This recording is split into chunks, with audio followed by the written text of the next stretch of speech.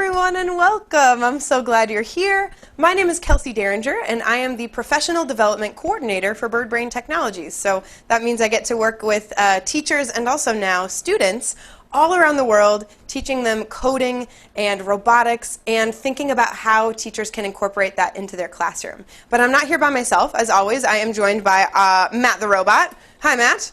Hey, Kelsey. How's it going? I'm great. How are you doing today? I'm doing well. I'm excited to answer some of the questions that will be coming in from Facebook.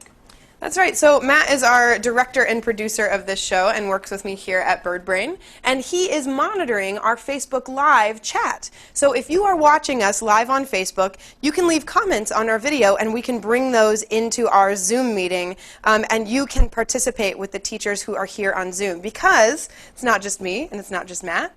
It is also a classroom full of teachers here. So they can see you now, everybody. Do you want to wave hello? Hello to Facebook. Wonderful. I'm so glad to be joined by all of these amazing teachers from all around the country as we talk about robotics as a tool of composition. So thinking about instead of your students writing an essay about what they learned from Romeo and Juliet, or instead of your students writing an essay about what they did this summer, they could make a creative robotics project.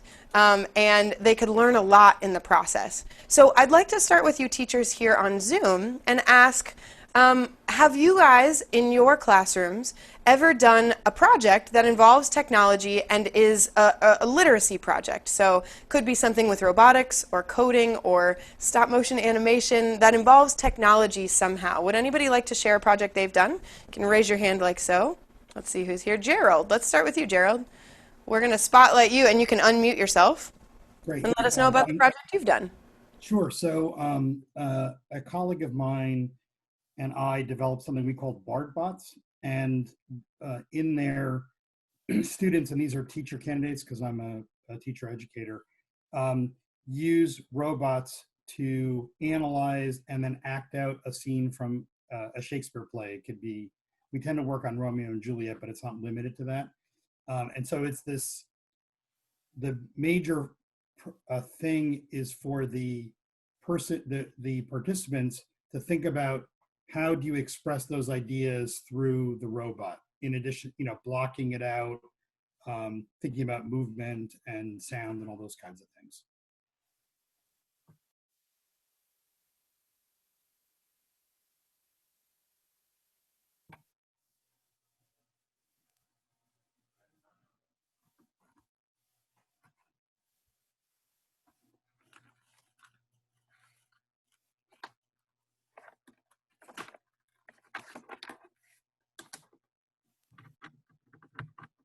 Thank you. I was muted. Sorry about that. That was me, not you guys.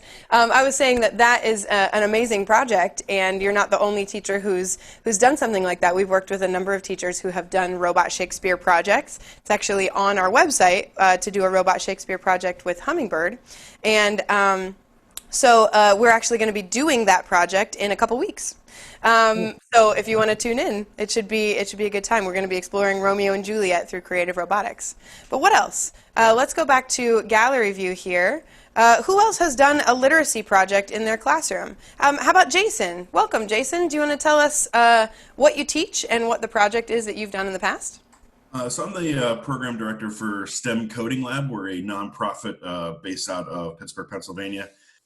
And so this summer for Summer Dreamers Academy, which is Pittsburgh Public Schools, their summer camp, their virtual summer camp this year, we're doing a program I developed called Story Code, where the first half of the 27 days, they're learning how to develop a short story through narrative, through characterization, plot, sequence, all that stuff. Then they're going to develop a storyboard, and then the second half of the class will be going into Scratch. So we're not using robotics for this, but we're then going into Scratch, and they're going to take that storyboard that they created from their short story and develop it into an animation that will have a film festival at the end of it. So yeah. That's wonderful, Jason. That sounds really, really cool that the students are actually writing their own stories and then also bringing them to life with creative robotics. Has anyone done something similar to that where students have written something and then also brought that to life through technology, their own stories that they've written or their own stories from their lives? How about you, Eileen? Yeah. You want to tell us about a project you've done? Yeah, a couple of years ago, Lego had come out with this thing where you can make Legos and make it like a news report. And I thought that was really cool because when we had our campers create a news report, we noticed a lot of them had like an intro and they kind of described what happened, but they didn't have a conclusion sentence, which you need in a news report, right? Because you need a conclusion to the news. And it was kind of interesting when they read the reports and then it just abruptly stopped. They kind of got that, you need that conclusion statement in your report or it doesn't make sense, right? Yeah, that's wonderful that they were able to find that themselves. Like that wasn't something that the teacher necessarily had to point out. When they were listening to other people's stories, they were like, something's missing here. Something's missing from mine too, so we should add that. Well, those all sound like amazing ways to bring literacy and technology together and help use technology to teach literacy, like deep literacy topics, like diving into Shakespeare, like writing your own stories, like bringing the news to life, which sounds really cool. And we have another project that we want to share with you guys today that is sort of a Hummingbird special, a really fun project. And this project we call Robot Memories. Or in the past, we've also called it Tiny Town. But Robot Memories, the idea is that a student has to take a 6 by 6 by 6 box, like so, or a small box of whatever size you've got. And they've got to, inside the box, bring a memory from their life together. They've got to bring a memory from their life to life. With lights and motors and perhaps even sensors if they want to. But I like to divide projects up into criteria, things it has to do, and constraints, limits on the project. So one of the criteria is they have to hide the wires. They've got to use at least one or more LEDs, one or more motors, and they've got to have a little viewing window that they design. Plus, the constraints are it has to all fit inside the box, except for maybe the Hummingbird. That can be outside. The number of components that they have available would be a constraint, so maybe they only have 2 motors to work with, or maybe they have all of the ports of the Hummingbird to work with. Kind of depends what you've got for them. And then the materials that you've got for them to work with. But I'd love to take a look at this first memory. This is what it looks like from the outside. It's really lightweight. It doesn't feel like there's much in there. But this is actually not my memory. This is Matt's memory from a little while ago. So Matt, do you want to tell us about this memory? Sure. My girlfriend and I had a dog, and his name was Pants. And one day, Pants got a hold of my girlfriend. Her name's Ashley. Got a hold of Ashley's grandmother's dentures, and was running around the house with them. And they were positioned in his mouth so that they looked exactly like he had this like perfect little smile. And it was really adorable, and it was really funny because we were trying to keep the whole thing from her grandmother so that her grandmother didn't know that her dentures were in the dog's mouth. I love that story so very much, and I bet that you guys can just see it in your heads. I know that Pants was a little Yorkie puppy, so like a tiny little Yorkie puppy with a giant, terrifying smile running around the house, and Matt and his girlfriend like very quietly laughing about it. So let's take a look at this project. We're going to look at it from the outside here for a moment. And can you guys see what the porthole is designed as? If so, feel free to unmute yourselves. What is that a picture of on the outside? Doghouse. A doghouse. Doghouse, yes. Doghouse with the dog's name, which is Pants. That was his name. So now we're going to, with our iPad, look inside of this project. So pretend this is your eye. We're going to look inside. Can you see Pants? And there's Matt and his girlfriend chasing him around the corner. And I think one of the really charming things about this project is just that it's like so tiny and cute. There's just a couple layers of it, but like it's just a little memory. Fits inside a 6 by 6 box. There's a couple of lights. Can we see it from the top? So we'll zoom out. And so you can see the lights that are lighting the project. 1, 2, 3 LEDs are lighting the top of the project, and then there's just one motor that's controlling Pants's head, and that's what's going back and forth. And then that's what the whole project looks like from the outside. So this robot memory project, you can see how this particular version meets these criteria. It's got 3 LEDs and a motor. It's got a little designed viewing window, fits inside a box, and it's just made from cardboard and some hot glue and stuff. But when you see this project, you teachers here on Zoom or on Facebook, what does this make you think of for your classroom? Or what observations or reflections do you have about this particular project or the robot memory project as a whole? You guys can raise your hands like so if you have an idea. I think that that this is a great way to engage students to actually pursue STEM and robotics in particular. It's very exciting. And it's a great opportunity to engage them. You know, just the whole story behind it, and then being able to actually see the project. One thing that I thought of while I was looking at this was how amazing it would be to have something like this on display in a public library, you know, when they're having some of their workshops that they have for children. I think that they would just be so excited, and so that's something to maybe think about. You know, partnering with. I know you have some partnerships with the Carnegie Library, you know, of Pittsburgh, but I could certainly see, you know, something like this on display. And I remember, Ida, you and I met at a librarians conference, so I hope, too, that this would be a great project for librarians, people who are bringing like a STEM lab into their library, that this could be a fun way for them to engage with that. I think I saw Stephanie's hand up as well. Go ahead, Stephanie.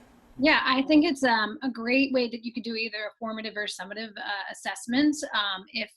Specifically, if you're doing something with literature, you could have them figure out either the climax of the story and create a picture similar to that to the climax, and see what different people's are based on their thoughts on what the climax is or the resolution. Something like that would be great. So taking what the actual project is and then extending it into literacy.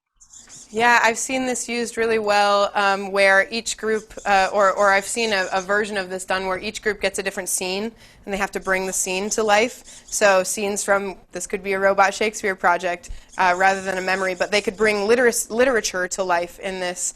And in that idea of different scenes, I've seen a version of this as well that didn't fit inside a box, and it was described to me. But it was a teacher who was working with incarcerated youth. And she was using it as a tool for incarcerated youth to think about how they got here, what it's like here, and where they want to go next. And so it was a way to reflect on where they've been, where they are, and where they want to be. And so it was a memory project, but it was moving through time as well. There are a couple great things from the comments. Anne, do you want to talk about, you said that you thought this could be a good introduction to coding? Do you want to unmute?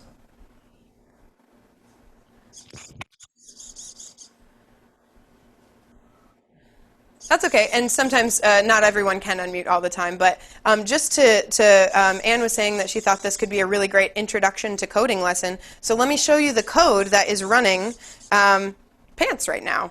We call this memory Chew Toy, as in that is not a Chew Toy Pants. So it's called Chew Toy.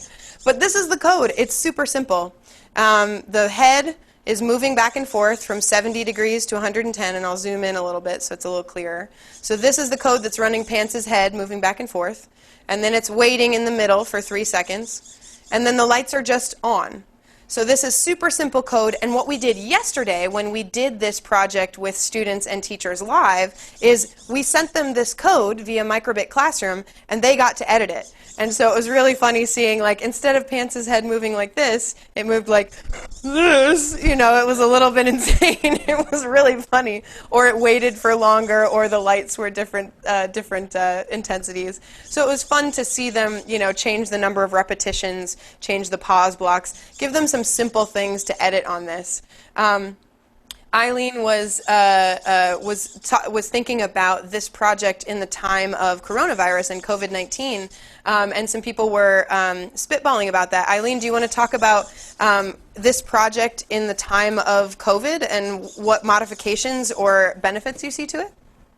Well, I just thought it was an awesome lesson because in this day of COVID, obviously you can't have students touching and peeking and grouping. So if you offer it via video virtually and have them do like writing samples and sharing it like in texting on a real virtual, I think it just totally rocks. It kind of blows my mind a little bit. Awesome. I see some. I was thinking the same thing. I'm sorry. No, I was gonna unmute myself and say that. This is exciting. Yes. Great minds, great teachers think alike. This is great. As an example, too, of another way that this robot memory thing can look, I'm going to go to Twitter briefly because I've taught this in professional development settings before. So we did a robot memory parade where we like made memories and put them on wheels. But here's an example of a robot memory project that the viewing window is just a lot bigger. So it doesn't necessarily have to be a little peephole. I think something that's cool about that is that it invites you to like pick it up and look at it, but in a time when like picking it up is maybe not always the best idea. Or if you were doing this virtually, I think it's cool, like if students joined, you know, on their iPad or something, that they could then zoom in and look in. If it's a project that's designed to be viewed from a tiny little camera, I think there's something kind of sticky and interesting about that. But just to show you a couple other examples of ones that were a little bit, that the viewing window was a little bit bigger. Actually, this one is one that I made about my grandpa letting me feed the giraffe at the zoo, even though we weren't supposed to. We just like grabbed some leaves off of a tree. And so this one was not in the box, it was on the box, but it says, please do not feed the animals. But he put me up on his shoulders and we fed the giraffe anyway, which was pretty cool of him and absolutely against the rules. But here is a great one. I'm actually going to make this full screen for a moment here because, whoops. So these are memories. These were actually shared memories. So these were a group of teachers. Each of these was a group of like 3 to 4 teachers, and they had to think of something that they all remembered. So for some of them, this was like the Challenger explosion. This was the Pens winning the Stanley Cup. This one was like watching Sesame Street when they were kids. This was another sports thing. I don't. Oh, and there was a score in the background. Oh, it was another hockey thing. Big hockey town, Pittsburgh. But I thought this was a really cool idea too. I'm going to go back to the this one. So this was, they all remembered making cookies with their grandma. So you can see the stove and the little like chef's hat. This one, they all remembered their first kids being born, their first child. So I think this project could be a very personal memory, but it also could be a shared memory. I saw somebody talking about, and who was this in the chat? They were talking about, Luciana, do you want to share your idea about this being a way for students to reflect on their pandemic experience? Do you want to unmute? I was thinking, here in Brazil, kids are inside homes long time, and they cannot get out because it's very dangerous situation. So it's a new life experience, and I think it could be a good idea for them have a way to express that. And the memory box could be a way to tell teachers and to tell the world how they are feeling, how they are seeing this isolation. And I think it's a very good idea. Even if you doesn't, they don't have the hummingbird, the teacher who has can make the box and ask them what they want to put inside the box. Could be a collective narrative. I think it's a good idea. I really like this this idea of the box. Yeah, there's a real collective. The box now. Yeah, it's an inside the box activity that forces students to think outside the box. There's a metaphor there, I'm sure of it. But having students, I think this could be a way for students to really think about what they all had in common during the pandemic, because I think the memory that we shared at first was a very funny memory. It's a great place to start. But we have another memory box here that has a scared memory in it. So Matt, do you want to tell us about this memory of yours when you were really scared? Sure. So I actually grew up on a boat, on a sailboat. And we spent some of that time in Hawaii, and I would frequently jump off the boat and sort of swim around a little bit. And I remember at one point we were anchored quite a ways out. I was kind of looking down over a reef and then swam over what must have been just some sort of pit or abyss, and it was just this big black empty space in the water, and it suddenly got very cold, and I've never been able to get back in ocean water in quite the same way after that. It was a really scary experience. So on the outside of the memories, we also like to have students, and in this case Matt, write a little something about that experience. So he says, I looked down into the depths below and suddenly felt very small and very edible. And so the design of the little viewing hole, and this one is a porthole, because you said that your boat actually had portholes like that on it, right? Yes, that's correct. Yeah. So now let's take a look inside and see what this memory looks like. Going in, going in. So can you see little Matt the robot? And you see the way the cliff drops off the abyss? And maybe you can see the LEDs that are shining on the light. They're sort of slowly fading from red to blue. And the back wall is painted blue. And there's Matt moving really slowly, floating, looking a little worried over the edge of the cliff there. And so I want to show you too how this is built on the top. So you can see there's a tri-LED back here that's just on, and then this is the one that's slowly fading from red to blue. And then here's the motor. We'll kind of turn it around so you can see. There's the motor mounted in the back. It's got some spacers on it there. And then, I don't know if you can see what is attached to the servo motor horn right there. There's a little silver thing coming off of there. Do you guys have any guesses? What is that thing poking through the box? Can you tell? Unmute if you think you know. A paper clip? It is. It's a paper clip. And if we go look back inside the project, I'll turn it back around, you can see the other side of the paper clip is what Matt the robot, there you go, is what Matt the robot is glued to. The lights will come back on in a second. There we go. So there's the other side of the paper clip that he's glued onto. It's keeping his head and his body properly spaced. So in this version of the project, this was a way for the student, in this case Matt, to process a scary memory that he's had for a long time.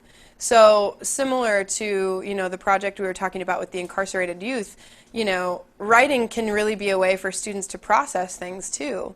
And Luciana's idea of having students process their pandemic experience, I think this could be a really interesting way for students to come back to school and engage with each other about their experiences when they were away from school too.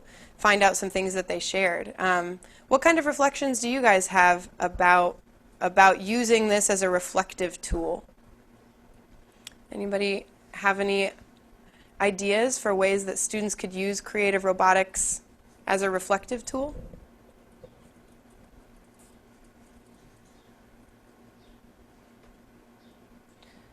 We can kind of check in on Facebook too. Yeah, Luciana.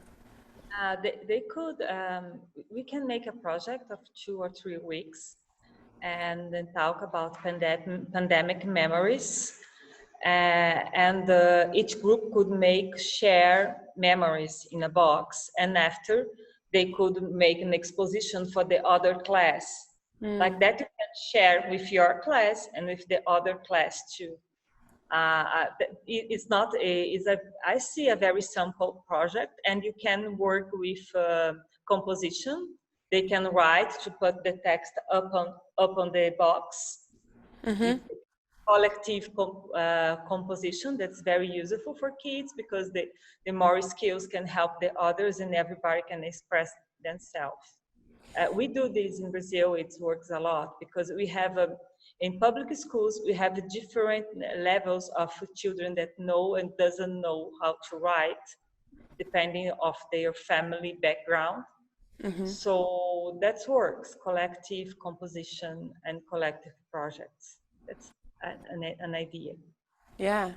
And Gerald had an idea for kind of a way that you could share these things. Gerald, do you want to unmute and tell us what you'd said in the comments about how to present these things? Sure. So thanks.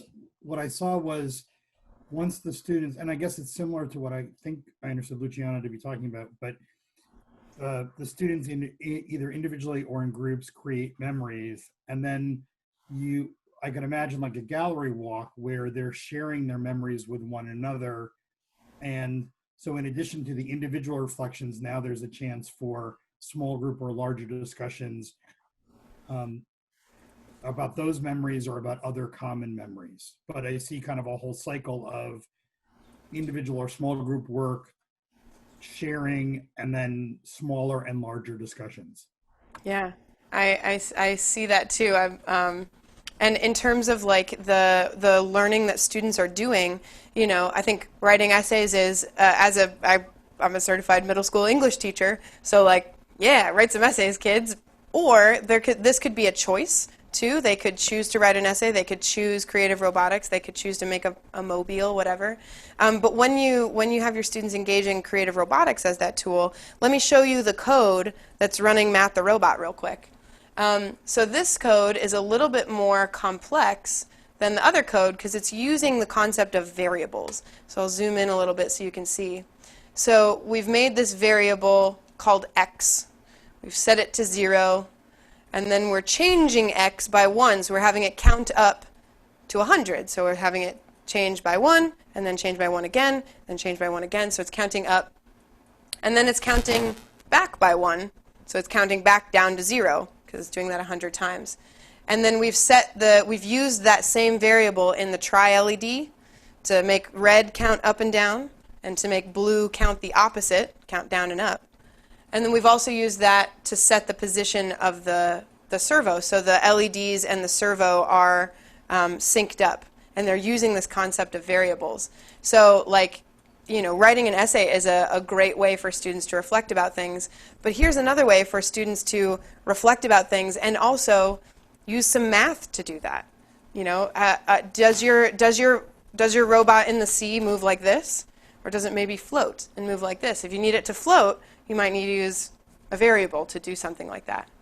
Anne had an idea about this project being used for social studies to recreate some like world history events, which is really cool too. That's a great idea, Anne. If you want to unmute and talk about that, you are invited to do so. But not everyone feels comfortable unmuting too. So, a couple other ideas coming out of the chat. Looks like Erica, you had an idea about a science project. Do you want to unmute and tell us about the science project that you see students being able to do? Sure. So I'm also a programming teacher as well, but I do have a background in like the traditional science classroom. But an idea I had, it could even be used for something like, hey, if you're trying to describe like different types of rocks, or you know how those rocks are formed, it could definitely be used in a way that kind of goes deeper than just like maybe your surface level, you know, describing. It can actually describe those different types of rocks, or even like different types of elements, how they react together.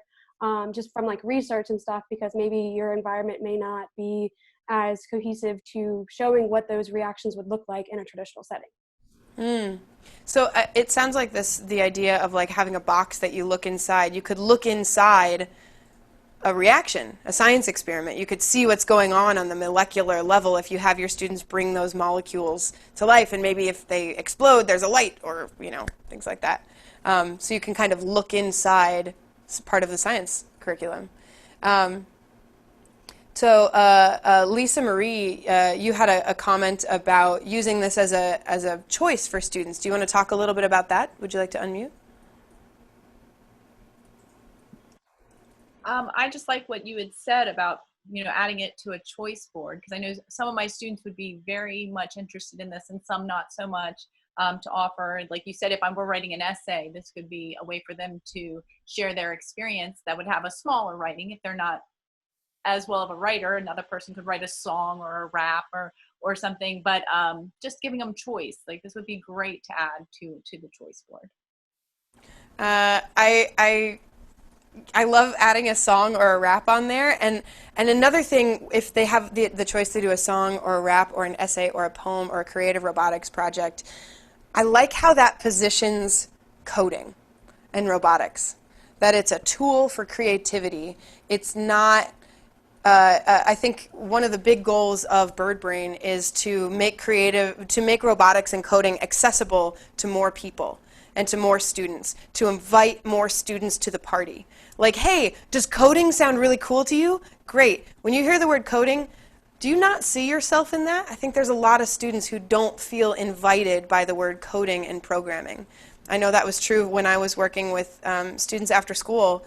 My girls that I was teaching, they were 4th through 8th grade girls in Pittsburgh, and when I said, we're going to be making robots, they were like, how long are you going to be doing that for? I'll come back to club when you're done. And I was like, oh, shoot, our funding is dependent on your attendance here. Please come back. We're going to be making glitter slime, and I'll figure out how to present this differently. Okay. But they just didn't feel invited into that conversation. But if I had positioned it where you're going to tell me a story, and you can do that with a song or a rap or this or that or coding, hey, like that as an option in a toolbox of creative choices, I like what that communicates to about what coding and robotics is and who it's for. So I really like the other examples of tools that you would put in that toolbox, Lisa Marie. Thank you. There's Luciana just was thinking about a project that she's been doing at home with her son. You actually sent us a video of this. Do you want to share about the Amazon Rainforest project that you've been doing with your son? We didn't finish yet because they decided to do a very big project. They are doing a forest, and the forest will be made in the garden with paper and paper crafts, and they will animate the legends of the Amazon forest. One of the legends they want to animate is the rainforest, because the flower we studied in the last class. They wanted to do a Victoria Regia. I don't know if you know this flower. I don't. I will share the picture 1 minute. They are doing, when it's ready, I will show it to you. It's just the project. Let's make sure that we've given you the capability. We'll give you the capability to share your screen if you'd like. We just clicked that. How I share here? On the bottom of your screen, you should have a little green thing that says share screen if you'd like.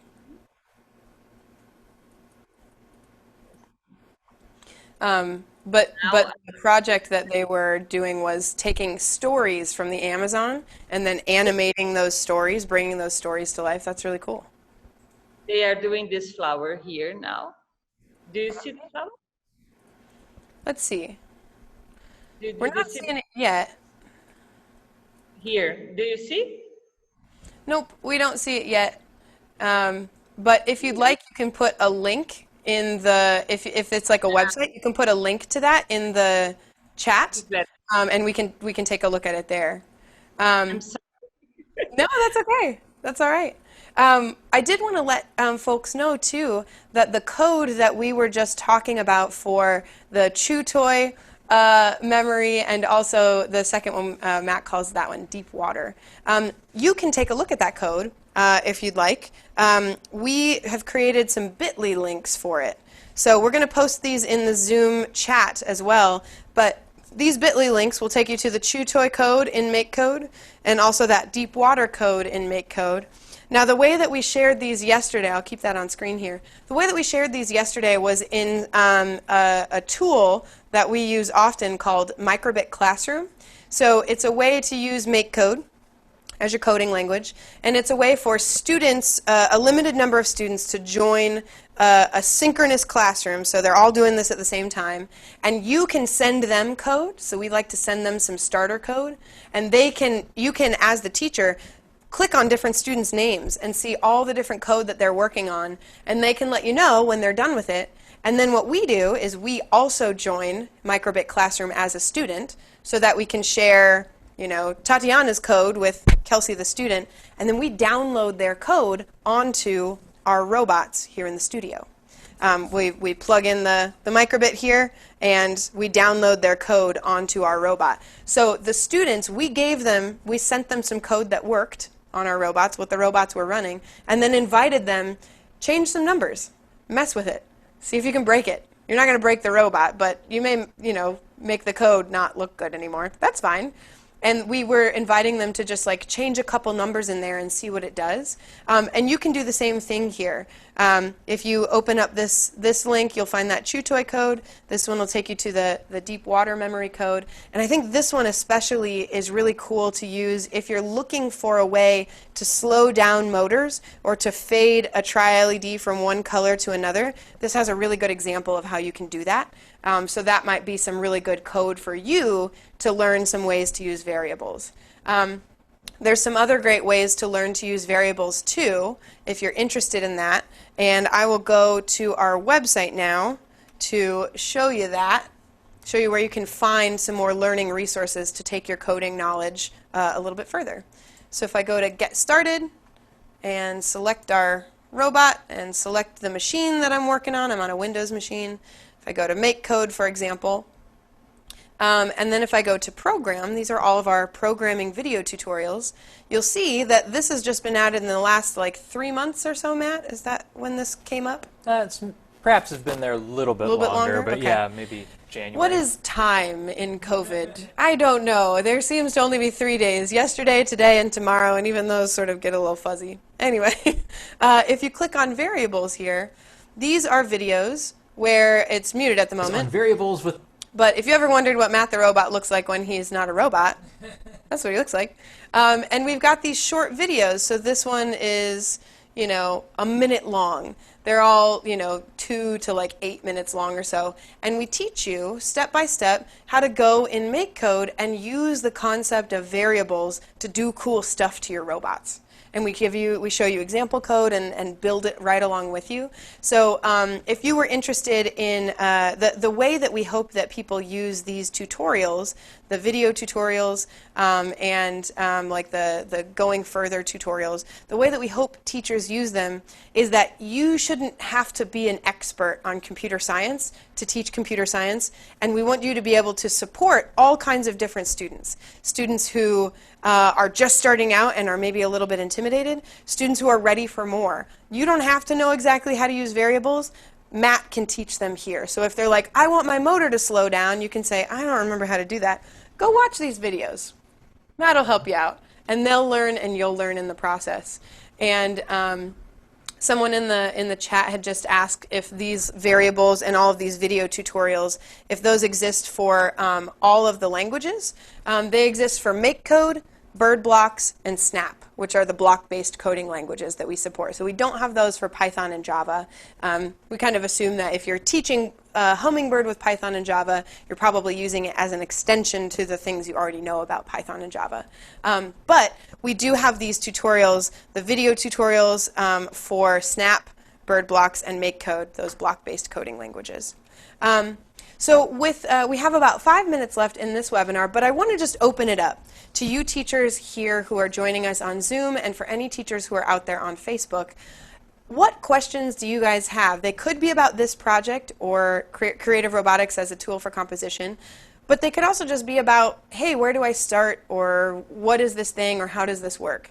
So does anybody just, opening it up, what questions do you guys have about robotics, coding, ways to use this in the classroom? Yeah, Stephanie, we'll come spotlight you. So I know a whole lot about programming. I can program pretty easily, but what I'm not familiar with is the servo.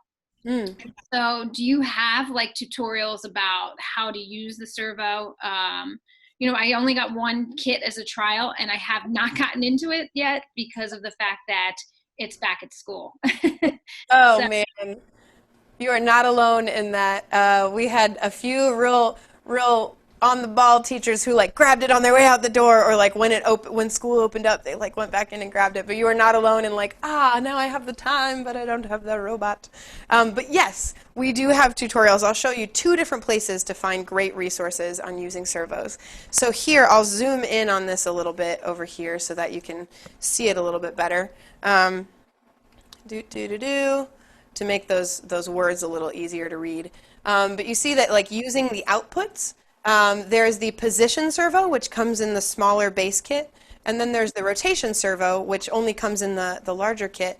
But these are little video tutorials, and in these, there's no talking at all even. They're totally silent, so you can click through, and we show you everything from how to plug it in. Here's a quick video for that, and this is 20 seconds that just loops. To which blocks to drag out in MakeCode to make it work, to here's a side-by-side of the motor running some code. You can see what that looks like. And we always end it with a little challenge. So this one is, now that you know how to make a servo do this, write a program that makes the position servo move to 3 different positions. Use what you just learned to do that. And there's even, that's the video online version.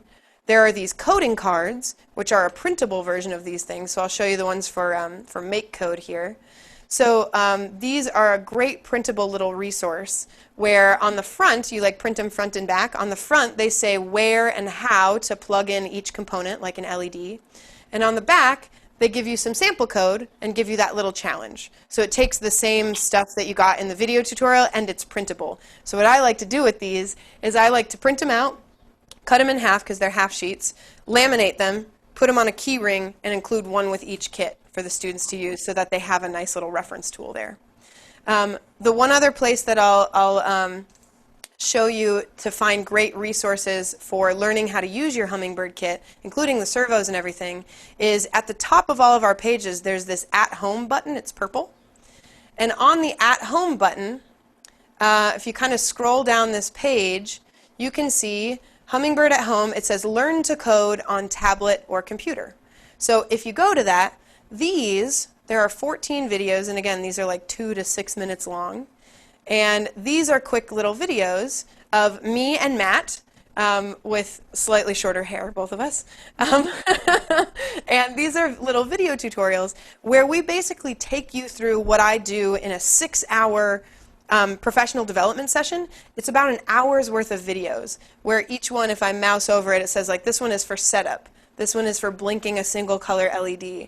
This one is for building a Hummingbird hack with LEDs. This one's with tri-LEDs. Hummingbird hacks with tri-LEDs. So each of these little videos goes through how to program and build with each component, how to add sensors, how to locate all the different resources that are on our website. So here's our additional resources video where we go through all of the printable materials and all that stuff on our website. So I highly recommend, if you have a Hummingbird Kit and you're not quite sure where to start here, because this course, and again, you get there by going to At Home and then scrolling down to the part that says Learn to Code on Tablet or Computer. You can select whichever one you're using, because this basically acts as both a tutorial and a tour of our website so that you can find all of those resources and you know where those will be located. And it's totally free.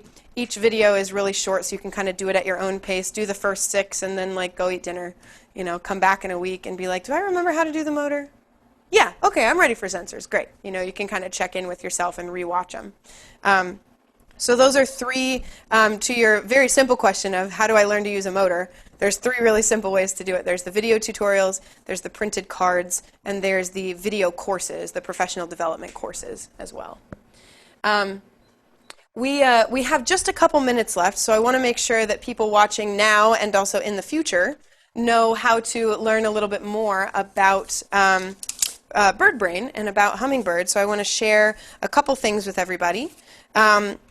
We would love to see what you are doing at home. So the robotics projects you're making, the first time you get a light to blink, we would love for you to take pictures and videos of what you're doing with by yourself or with students, either in school or at home.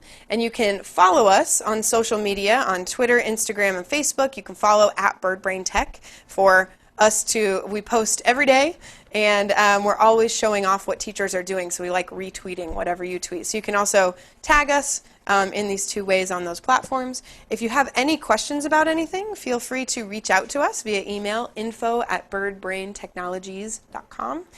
We'd love to talk about professional development, how to do that remotely. We're getting really good at it, and I would love to work with your school, your district, your teachers to bring these things to life in the classroom, to talk about not only how to use them, but how to teach with them, doing projects like robot memories in the classroom. But also about ordering. Let's say you want to do a summer camp and you want to see if you can get some special pricing because you're going to be ordering a bunch of hummingbirds to send home with students. Let us know. We can help you out with that. And then finally, we just took a look at this page, this Robotics at Home page. It has all kinds of great resources. We saw those PD courses, and there's also all of our live classes, like this one. We do 2 every week, one that focuses on programming and building with Hummingbird, and one, like today, that focuses on teaching with Hummingbird. We encourage everybody to join both. I think the 2 classes each week really work nicely together. So you can find those and sign up for them and register for free on that website there. Next week, we are going to be diving into the robotic smart home project. We're going to be working with an industry partner, Catalyst Connection, which helps manufacturing companies link up with educational institutions and develop and devise ways to link those together, because manufacturing is not your grandpa's assembly line job anymore. So we're going to be investigating building and designing a smart home project next week. So definitely find our live classes there. So we're going to end our stream here in just a couple moments. But I want to say a huge thank you to all of the teachers who joined us here on Zoom today. If you guys want to wave, everybody can see you now. Thank you all so much for your questions, your expertise, your ideas. I really appreciated having you guys all on. We're going to end our stream in just a moment here, and you guys can feel free to stay on for a couple minutes if you have extra other questions. Oh, but before we do, Nick, you have to tell us about this project. This is the perfect thing to end on. What is this, Nick? This is the Halloween diorama that I made for a library who wanted, who were doing technical exhibits for Halloween. So this has a little 3D printed figure, and these are designed to go over tea lights. Okay, so I made a little box with an Arduino microcomputer in it, and this is made out of I didn't 3D print it, but I made it out of foam board, right, and hot glue. And so this cycles throughout the various colors with a RGB LED. And then for the diorama I made, I got the cheap little stickies of Halloween things, right? And then with color craft paper, you can make the hills, mountains, whatever, right? And you could stick these things. And this is just a keyboard. When it closes. Right? So it's a carry around project, right? So it's all there, and you can pop that in there. And these in white. Yeah, I didn't design I love the how that little glows figure. through. That's so cool. This design we downloaded off the internet and sent to the library who 3D printed it. So. And that is wonderful. Thank you so much for sharing. Oh, go ahead. Yeah, but the servo thing you mentioned was good. I may add servos to get some of these other things to move around, which would be better, of course. So thank you for the inspiration. Thank you for the inspiration. I love the way that you combined a bunch of different technologies with your Arduino, with the 3D printing, cutting foam core, things as simple as like stickers. What an awesome project. Can we all on your videos? Maybe we'll give Nick a round of applause. Take a look at everybody. Very nice. All the applause, Nick. Well, thank you everybody for joining us today. We're going to end our stream here, but again, teachers here on Zoom, feel free to stick around and ask a couple other questions. Thanks everybody. See you next week. Thank you so much for joining us today. We can't wait to see what you make on social media. On Twitter, Instagram, and Facebook, you can tag @BirdbrainTech or #Hummingbird Kit, or you can even tag me. If you have any questions, be sure to email us, info@birdbraintechnologies.com. We can answer questions about purchasing, about learning, about teaching, and about professional development.